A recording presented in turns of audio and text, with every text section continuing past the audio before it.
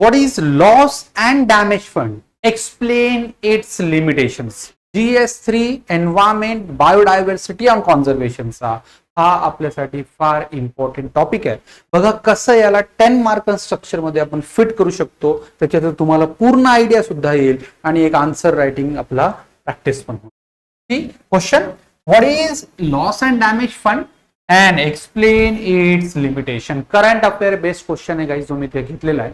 फार इम्पॉर्टंट आहे कारण सीओपी बेसिसवर क्वेश्चन तुम्हाला विचारले जातात. सिंपल दोन डिमांड आहे बघा याचे, एक तर लॉस आणि डॅमेज फंड बद्दल तुम्हाला इन्फॉर्मेशन द्यायची आहे, plus second limitations of loss and damage fund. ठीक आहे, मग इथे हे पॉइंट्स. आता इंट्रोडक्शन आहे, तीन वे मध्ये आपण आन्सर करणार आहे स्ट्रक्चरिंग मध्ये, इंट्रोडक्शन, बॉडी आणि conclusion as straight and clear. Right, पहिला पॉइंट आहे इंट्रोडक्शन. काय करणार आपण इंट्रोडक्शन मध्ये?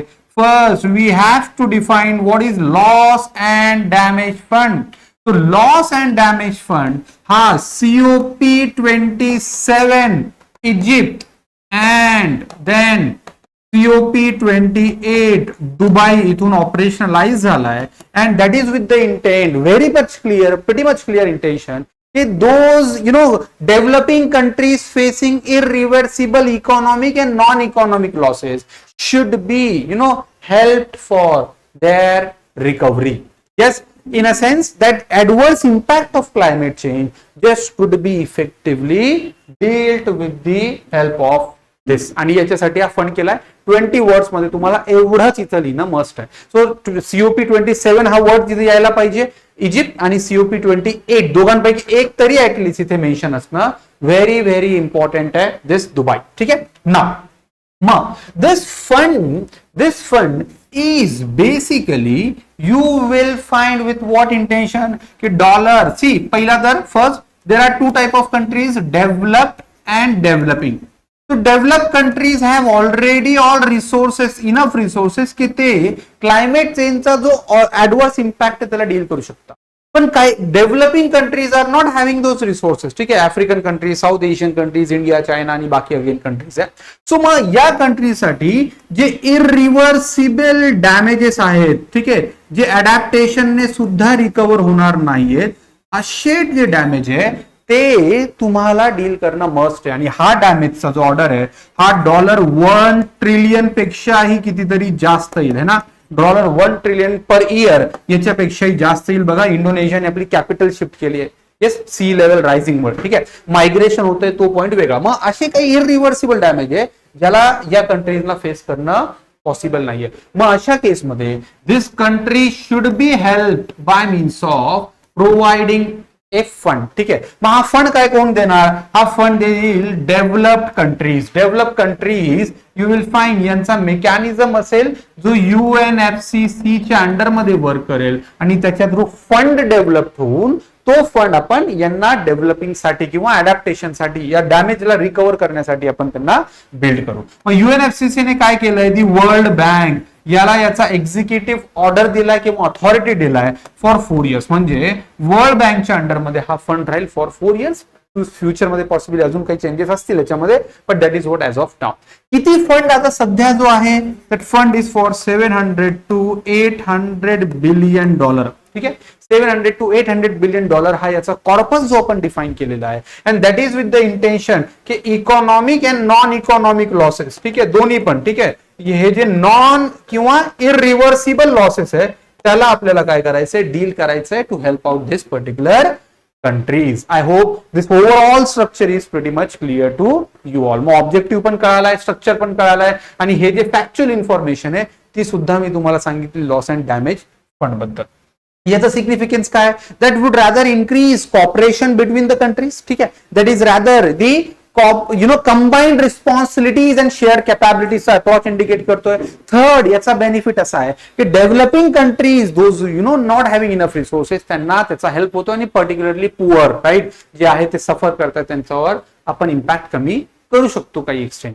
बट मग there are few limitations of this fund. ठीक आहे, ज्याच्यावर हा क्वेश्चन आपल्याला जास्त फोकस करायला सांगतोय. ठीक आहे, लिमिटेशन्स. मग लिमिटेशन ऍटलीस्ट 4, 5, 6 लिमिटेशन्स तुमच्या याच्यात पाहिजे. पहिला लिमिटेशन काय की इथे डेफिनेशनल क्लॅरिटी नाहीये है ना, की definitional clarity is not there, right, lack of clarity.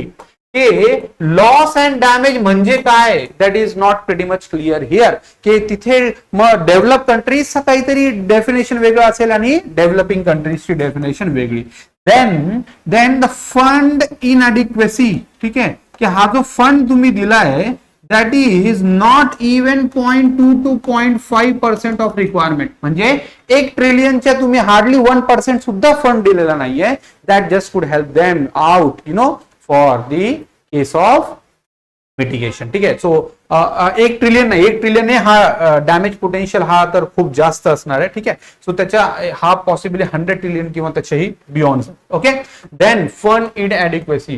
Then you will find here for the case of fund administrative hurdles are there, है ना, की तुम्हाला मग इथे अप्रुव्हल आणि रेट टेपिझम ज्याला म्हणू शकतो आपण ते फार क्रिएट होईल, है ना, ते हर्डल्स फॉर क्रिएट होईल आणि तो मग प्रॉब्लेम काय करेल इथे क्रिएट करेल फॉर दी कंट्री. ठीक आहे, देन मग नेक्स्ट जो पॉइंट आहे that is this voluntary contributions. ठीक आहे, व्हॉलेंटरी कंट्रीब्युशन म्हणजे this contributions by the developing countries are not binded, है ना, they are not binding but rather voluntary. मग काय करणार, जे कंट्री आपल्या आपल्या कन्व्हिनियन्स अकॉर्डिंग याला इन्व्हेस्टमेंट करेल किंवा सपोर्ट करेल, leading to the very problem की तो इनएडिक्वेट फंड येईल. त्याच्यानंतर हा जो ग्लोबल आयसोलेशनिझम आहे किंवा आता सुपर पॉवरचा हा जो ग्लोबल विड्रॉवल आहे फ्रॉम ऑल, है ना, ग्लोबल पॉलिसी मेकिंग किंवा याला डिग्लोबलायझेशन म्हणतोय, त्याचाच इम्पॅक्ट याच्यावर सुद्धा होतोय. That the US withdrew from this agreement or this fund, right, and ultimately तो जो मेजर फंडर होता, कॉन्ट्रीब्युटर होता या फंडला, तोच आता इथून निघून गेला. याचं फ्युचर काय असेल even that is pretty much not clear with. देन एक प्रॉब्लेम आहे की इथे नॉन इकॉनॉमिक लॉसेस काय आहेत, ठीक, आणि त्यांचं मेजरमेंट कसं होईल that is equally not clear, है ना.